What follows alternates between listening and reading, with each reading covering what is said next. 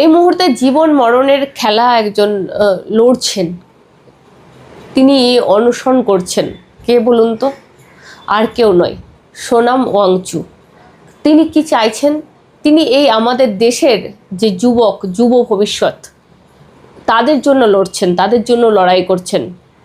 কিন্তু কাল দিল্লি হাইকোর্ট যেভাবে হস্তক্ষেপ করতে বললেন, সরকারকে বললেন তার সুরক্ষা বা তার শারীরিক ব্যবস্থার যাতে অবনতি না হয় সেদিকে লক্ষ্য রাখতে, সেই হাইকোর্টের রায়ের পরেই আমার সঙ্গে রয়েছেন অধ্যাপক বিশ্বনাথ চক্রবর্তী স্যারের সঙ্গে কথা বলবো। স্যার, দিল্লি হাইকোর্ট কালকে রায় দিয়ে দিয়েছে, উনি অনশন করছে।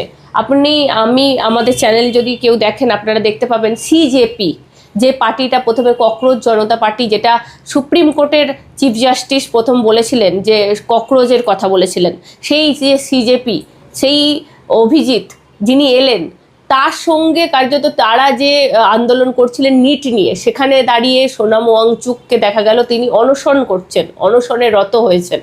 স্যার, আমরা সেদিনও আলোচনা করেছিলাম এই সিজেপির ভবিষ্যৎ কী, আর আজ এই সিজেপির যে আন্দোলন যেটা নিট নিয়ে শুরু করেছিল, সেটা সোনাম ওয়াংচুক আজকে দেখছি 19 দিনের মাথায় কথা বলছি, কারণ দিল্লি হাইকোর্টও সরকারকে হস্তক্ষেপ করতে বলেছে। কিভাবে দেখছে? দেখো, একজন মানুষ মৃত্যুর পথযাত্রী হয়ে রয়েছে, রাষ্ট্রের ভূমিকা আছে তার প্রাণ রক্ষা করা। তিনি কিন্তু এমন নয় তার ব্যক্তি স্বার্থে লড়াই করছেন, তিনি এমন নয় যে তিনি রাজনীতিতে প্রবেশ করবেন, তিনি এমন নয় যে কোনো শর্ট টার্ম কোনো লাভের জন্য নিজের জীবনকে বাজি রাখছেন। আমাদেরই প্রজন্ম, আগামী প্রজন্ম বারবার প্রতারিত হচ্ছে। প্রতি বছর নিটের রেজাল্ট দিচ্ছে। আপনারা জানেন যে নিট এর প্রশ্নপত্র ফাঁস, এবং সারা দেশে যে উচ্চশিক্ষা ব্যবস্থার কী ধরনের আকাল অবস্থা তৈরি হয়েছে, সেই ব্যবস্থার বিরুদ্ধে ককরোচ জনতা পার্টি সারা ভারতবর্ষে প্রথমে প্রতিবাদ আন্দোলনের ডাক দেয়। ককরোচ জনতা পার্টি, ককরোচ শব্দটা আমাদের দেশের প্রধান বিচারপতিরই দেওয়া ছিল, পরে উনি উইথড্র করেন। ফলে যারা চাকরি পায়নি, বেকার, তাদেরকে ককরোচ সম্বোধন করেছিলেন। সেখান থেকেই ব্যঙ্গাত্মকভাবে যুবকরা একত্রিত হন ককরোচ জনতা পার্টি নাম দিয়ে। তারা এই অনশনের আয়োজন করেন। সেখানে লাদাখের বিখ্যাত পরিবেশ কর্মী, শিক্ষাবিদ, বহু লড়াইয়ের সাথী, একজন নির্ভীক মানুষ, তিনি যুক্ত হয়েছেন অনশনে। আজকে তার 19তম দিন। মানে জানি না তিনি আদতেও সফল হবেন নাকি তার মানে শেষ পরিণতি কি, আমার কোনো ধারণা নেই।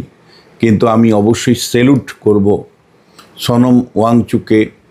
যখন মানুষ হয় নির্লিপ্ত, নয় প্রতিবাদ করে না, না হলে আমাদের পশ্চিমবাংলার মতন সুযোগের জন্য দল বদল করছে, সব বাঁচার লড়াই, আইনের বাঁচার লড়াইয়ে দল বদল করছে, সুযোগ সুবিধে পাওয়ার জন্য দল বদল করছে। তখন যখন নীতিনৈতিকতার কেউ ধারছে না, তখন নীতির প্রশ্নে, নৈতিকতার প্রশ্নে সত্য, অহিংসা, আত্মত্যাগের মধ্য দিয়ে সত্যাগ্রহ অনশন পালন করছেন দিল্লির যন্তর মন্তরে একদম ওয়াংচু।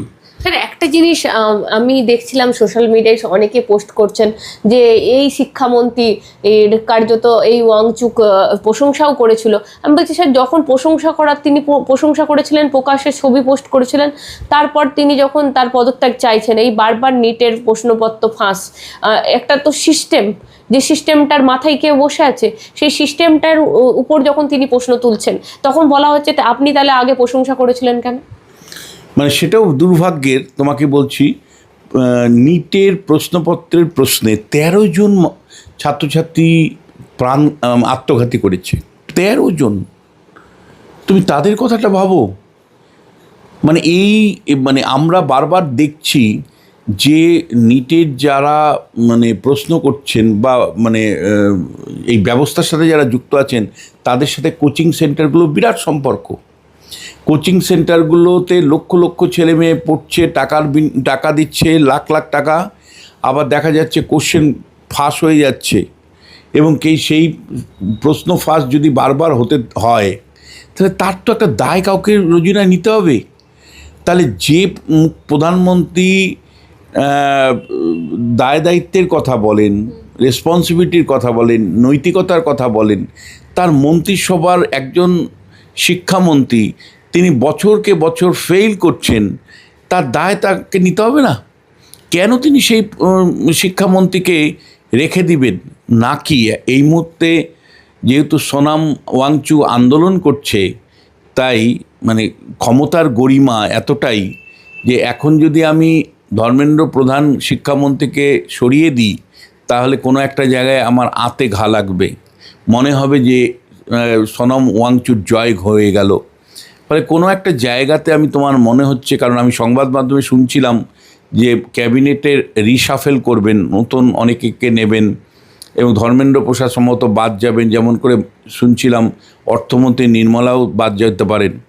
তাহলে এই মানে কিন্তু প্রধানমন্ত্রীর এই রিশাফেল কেন দূরে সরে গেল, কেন সিদ্ধান্তটা পিছিয়ে দেওয়া হলো? তাহলে এমন একটা এই তো নয় যে সোনাম ওয়াংচু যেহেতু এখন গণ আন্দোলন গড়ে তুলেছেন, বিরোধীরা যেহেতু সরব এই নিট নিয়ে, তাই এই মুহূর্তে যদি ধর্মেন্দ্র প্রসাদকে সরায়, তাহলে মনে হবে যে মোদির পরাজয় ঘটল। সেই একটা গরিমার থেকে নিজের অহংবোধ থেকে তিনি সিদ্ধান্তে পিছিয়ে গেলেন না তো। কিন্তু দেখো, আমি তোমাকে খুব পরিষ্কার বলতে চাই, তোমার দর্শকরা জানুক, সেটা হলো সোনাম ওয়াংচু লাদাখের মানুষ। লাদাখে ওনার পরিবারের বাবাও কিন্তু খুব বিখ্যাত সমাজকর্মী ছিলেন।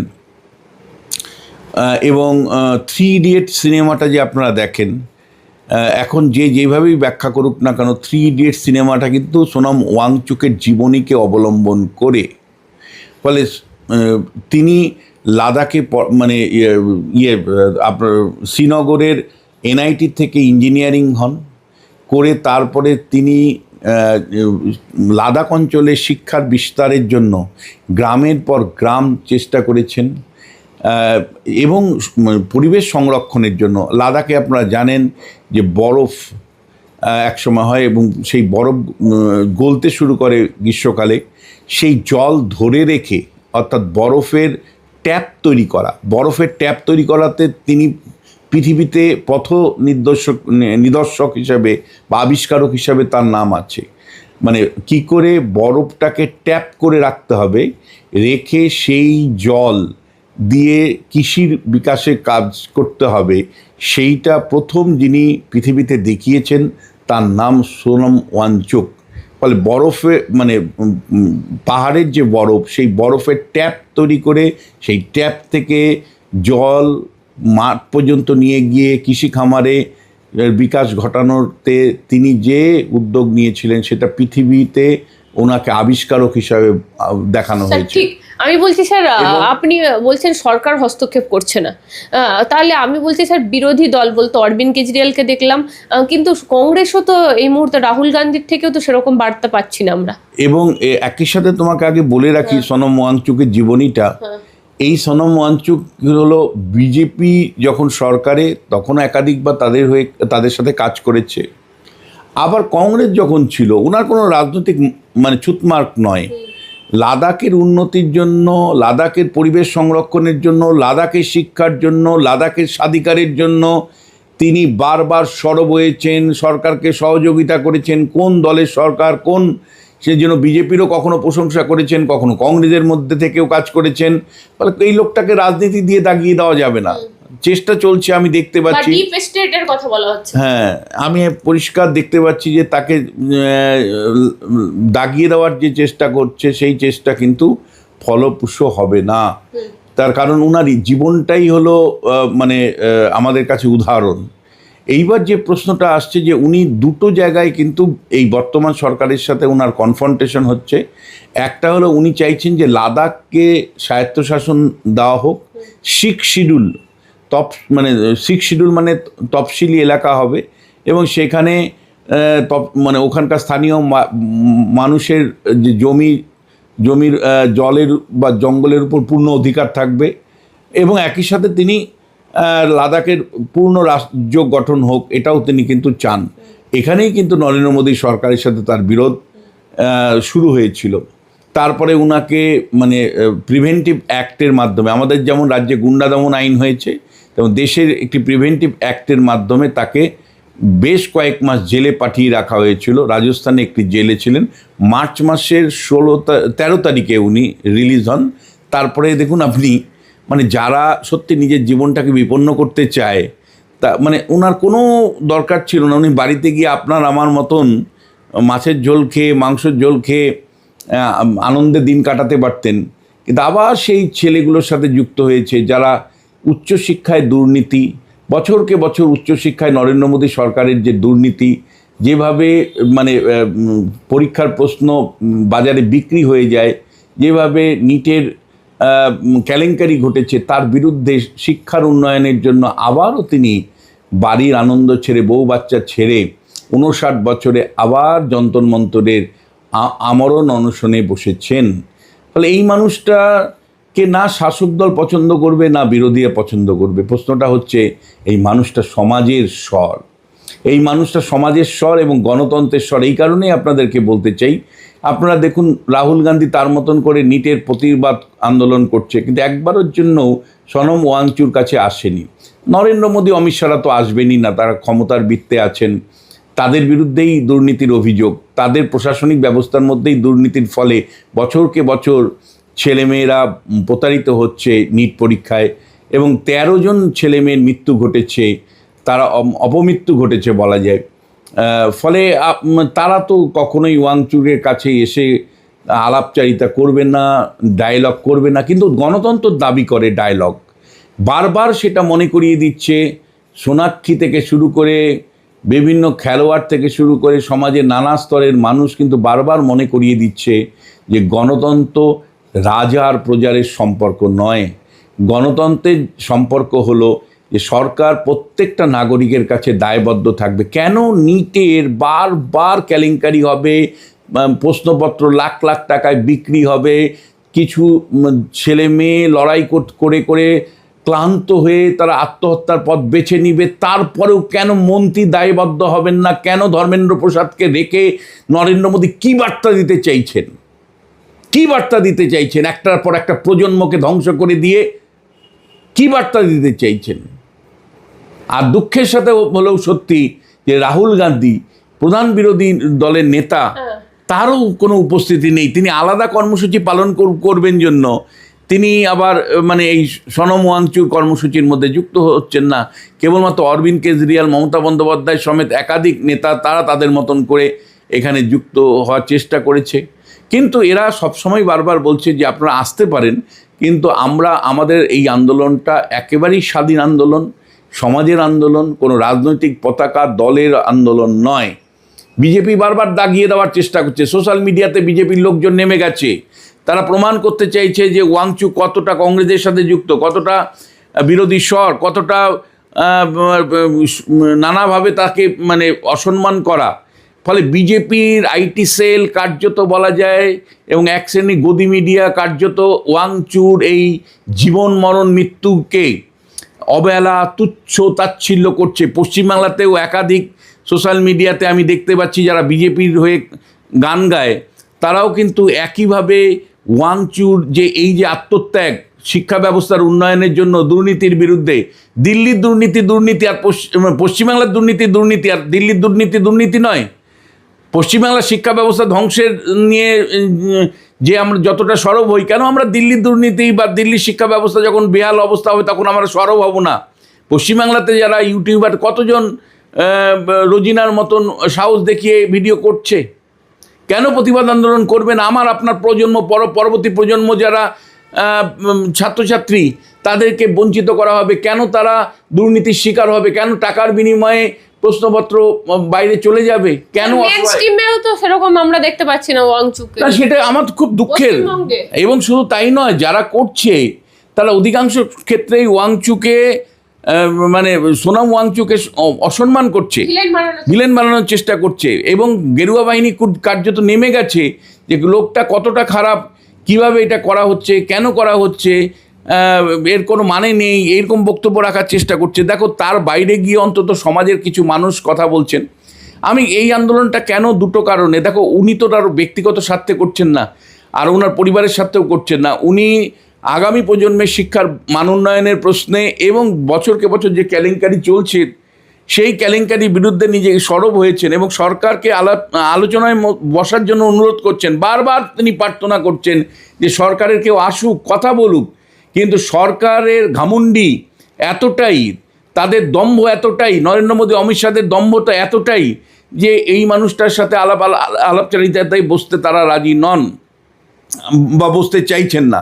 আমি জানি না আগামী দিনে নরেন্দ্র মোদী অমিত শাহর বোধোদয় হবে কিনা, বা মানে ভালো সদিচ্ছা তারা পরিচয় দিতে পারবেন কিনা। কিন্তু এইটা তো আমি বলতে চাই, এই আন্দোলনটা আর 5টা আন্দোলনের মতন নয় যে গেলাম নবান্ন ঘেরাও করে দিলাম, গেলাম কি তোমার গিয়ে সাউথ ব্লক ঘেরাও করে দিলাম, এরকম আন্দোলন নয়। এই আন্দোলনটা পুরোপুরি অহিংস আন্দোলন। আমি নিজেকে স্যাক্রিফাইস করে তোমার হৃদয়কে পরিবর্তন করার যে আন্দোলন, এটাকে বলা হয় সত্যাগ্রহ। গান্ধীজির এই সত্যাগ্রহ আন্দোলন ব্রিটিশদের বিরুদ্ধে পরিচালনা করেছিলেন। তারপরে এই ধরনের সত্যাগ্রহ আন্দোলন ভারতবর্ষে খুব কমই হয়েছে। তার মধ্যে এই সোনাম ওয়াংচু পরিবেশ সংরক্ষণের, কখনো পরিবেশ সংরক্ষণের প্রশ্নে, কখনো লাদাখের স্বাধিকারের প্রশ্নে, কখনো শিক্ষা ব্যবস্থার মান উন্নয়নের প্রশ্নে তিনি গান্ধীজির দেখানো পথ অবলম্বন করে এই আন্দোলন সংগঠিত করছেন। এখানে 3টে বিষয়ের উপর জোর দেওয়া হচ্ছে: সত্যে থাকা, অহিংসা এবং আত্মত্যাগ। সত্য, অহিংসা, আত্মত্যাগের মধ্য দিয়ে নিজেকে সেলফ সাফারিং অর্থাৎ আত্মকষ্টে রাখা, নিজেকে আত্মকষ্ট দিয়ে অন্যের হৃদয়কে স্পর্শ করা, অন্য হৃদয়ে পরিবর্তন করা। অর্থাৎ আমি কষ্ট পাচ্ছি, আমি কষ্ট করছি, আমার কষ্ট দেখে তোমার হৃদয়ে পরিবর্তন হবে। অর্থাৎ সোনাম ওয়াংচু যে কষ্ট পাচ্ছেন, মৃত্যুর পতিত হচ্ছেন, ইতিমধ্যেই 9 কেজি তার ওজন কমেছে। 9 কেজি ওজন কমেছে বন্ধুরা, 9 কেজি ওজন তার কমেছে। ডাক্তারবাবুরা বলছেন যে তার নিজের দেহের একটা প্রান্ত, একটা অংশ আরেকটা অংশকে খেয়ে নিচ্ছে। অর্থাৎ খাওয়ার তো পেটে ঢুকছে না, ফলে দেহের একটা অংশ আরেকটা অংশকে খেয়ে নিচ্ছে। এই রকম একটা কষ্টের মধ্যে তিনি আছেন। তার পালস রেট, তার প্রেশার ফল করছে। যে কোনো সময় আমরা চিন্তিত, সত্যিই চিন্তিত, আমরা ভীষণ চিন্তিত। আমার সহনাগরিকের যদি কিছু একটা ঘটে যায়, একটা সঠিক আন্দোলনের মধ্য দিয়ে ন্যায় বিচার প্রতিষ্ঠা করার জন্য, সরকারকে দায়বদ্ধ করার জন্য কিছু যদি হয়ে যায়, তাহলে আমি নিজেদেরকে ক্ষমা করতে পারবো তো? এটা ঠিক যে আন্না হাজারের গণ আন্দোলন করেছিলেন, এই ধরনের সত্যাগ্রহ আন্দোলন করেছিলেন, এবং সেই সময় কিন্তু ইউপিএ সরকার ছিল। সোনিয়া গান্ধী তখন লোকপাল লোকায়ুক্ত আইন পাশ করতে বাধ্য হয়েছিল আন্না হাজারের। আপনাদের মনে থাকতে পারে 2011 সালে আন্না হাজারে যে রামলীলা ময়দানে এই অনশন কর্মসূচি পালন করেছিলেন, লাখো লাখো লোক জড়ো হয়েছিল। তারপরে মনমোহন সিংয়ের সরকার বাধ্য হয়েছিল পার্লামেন্টে লোকপাল লোকায়ুক্ত বিল, দুর্নীতির বিরুদ্ধে। কিন্তু আজও দুর্নীতি আমাদের রয়ে গেছে। সেই দুর্নীতি শিক্ষা ব্যবস্থার মধ্যে রয়েছে, সেই দুর্নীতি নিটের প্রশ্নপত্র নিয়ে রয়ে গেছে। ফলে দুর্নীতি মুক্ত আন্দোলনের যে ডাক সেই সময় আন্না হাজারে দিয়েছিলেন রামলীলা ময়দানে, সেই আন্দোলন কিন্তু আজও প্রয়োজন রয়েছে। কারণ এখনও আমাদের সমাজ থেকে দুর্নীতি মুক্ত হয়নি। আমাদের নেতারা দুর্নীতির সাথে সহ অবস্থান করছেন, যেটা আপনারা পশ্চিমবাংলাতে দেখতে পাচ্ছেন। যে একটা দুর্নীতিগ্রস্ত, চূড়ান্ত দুর্নীতিগ্রস্ত তৃণমূলের সরকার চলে যাওয়ার পরেও সেই দুর্নীতিগ্রস্ত লোকগুলোকে নানাভাবে পুনর্বাসনের ব্যবস্থা করা হচ্ছে। ফলে দুর্নীতির সাথে সহ অবস্থান আমাদের শেখানো হচ্ছে, নানাভাবে জাস্টিফাই করা হচ্ছে। আরেকটা জিনিস আজকে তো অবাক হয়ে গেলাম, মদন মিত্রকে দেখে কুণাল ঘোষ বলছে আমাদের একটা লোক ভেতরেই রইলো। মানে এই যে বিষয়গুলো, এগুলো তো স্যার একবার আজকেই হয়েছে বিধানসভা। আমি এগুলো নিয়ে আলোচনা করতে চাই না। আমি শুধু বলতে চাই যে দর্শক বন্ধু, আপনারা একটু বুঝার চেষ্টা করুন। আপনারা সাধারণত দেখেছেন যে যুদ্ধংদেহীভাবে বিরোধীরা আন্দোলন করে, আপনারা দেখেছেন রাস্তা অবরোধ করে আন্দোলন করে, আপনারা দেখেছেন বাস পুড়িয়ে দিয়ে আন্দোলন করে, আর এখানে নিজেকে কষ্ট দিয়ে, নিজেকে আত্মত্যাগ করে, মানে ভালোবাসা দিয়ে হৃদয় জয় করবার কথা বলেছে। গান্ধীজি কিন্তু বলেছেন যে সনম, আমি সনমের উদ্দেশ্যে বলতে চাই, সনম ওয়াংচু, আপনি যদি গান্ধীজিকে পড়াশোনা করেন তাহলে দেখতে পাবেন গান্ধীজি বলেছে যে অনশন তার বিরুদ্ধেই করা উচিত যার হৃদয় আছে, যার হৃদয় পরিবর্তন হতে পারে তোমার কষ্ট দেখে। যদি কারো হৃদয়টাই না থাকে, যদি কারো হৃদয়টাই না থাকে, তাহলে কার বিরুদ্ধে আপনি অনশন করছেন? গান্ধীজি বলেছে যে সত্যাগ্রহ তার বিরুদ্ধে করা যেতে পারে যার হৃদয়ের পরিবর্তন ঘটাতে পারে, যে যার মধ্যে হৃদয় আছে এবং তোমার কষ্ট দেখে তার হৃদয়, তিনিও কষ্ট পাবেন। তোমার কান্না দেখে উনিও কানবেন। সেই অনুভূতি যার আছে তার বিরুদ্ধে তুমি এই ধরনের আন্দোলন করতে পারো, সত্যাগ্রহ আন্দোলন করতে পারো। সনমকে আমার অনুরোধ যে আপনার জীবনটা কিন্তু অত্যন্ত প্রিসিয়াস। আপনার জীবনটা কিন্তু আমাদের মতন বিশ্বনাথ চক্রবর্তীর মতন একটা সাধারণ জীবন নন। লাখ লাখ কোটি কোটি মানুষের প্রদীপ আপনি। ফলে এই প্রদীপকে কিন্তু নেভানোর কোনো সুযোগ নেই। এই প্রদীপকে মানে অবশ্যই জ্বালিয়ে রাখতে হবে।